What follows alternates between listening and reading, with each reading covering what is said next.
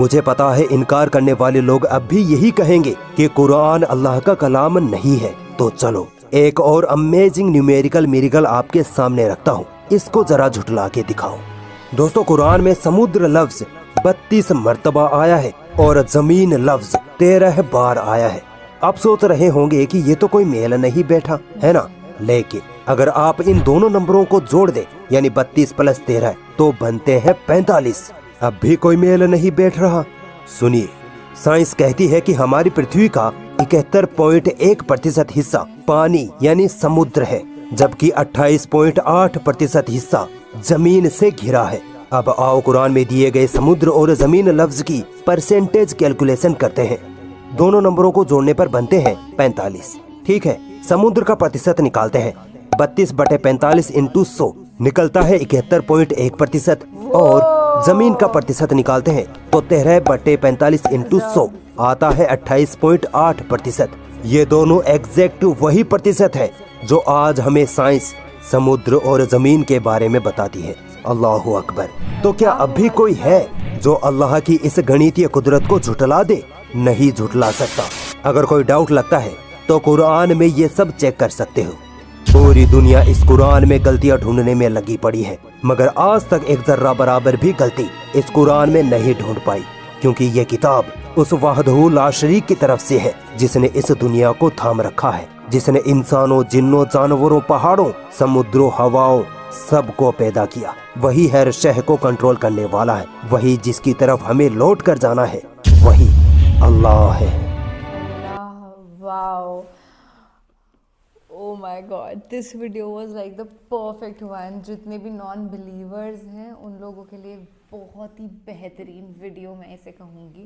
इतनी परफेक्ट किताब है और अभी से नहीं यार, लिटरली हज़ारों सालों से लोग लगे हुए हैं कि कुरान शरीफ में कैसे भी वो एक गलती निकाल के दिखा दें, पर कोई भी सफल नहीं हो पाया है इसके अंदर।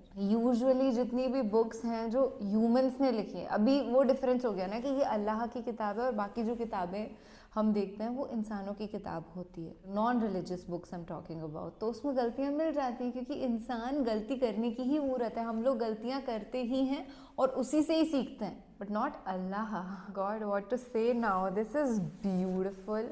और ये किताब आखिरी पैगंबर जो हज़रत मोहम्मद सल्लल्लाहु अलैहि वसल्लम, much respected, I am talking about him, उन्होंने रिसाइट किया था। अल्लाह की ये सारे वर्डिंग्स हैं, पैगंबर दर पैगंबर चला आ रहा था, बट वोकली जितने भी पैगंबर थे वो मुंह ज़ुबानी अपनी इस प्रीचिंग को देते थे जो अल्लाह की प्रीचिंग है एग्जैक्टली। बट हज़रत मोहम्मद सल्लल्लाहु अलैहि वसल्लम ने इसको रिसाइट किया और ये लिखी गई और ये अभी तक जीवित है और हमेशा ज़िंदा रहेगी।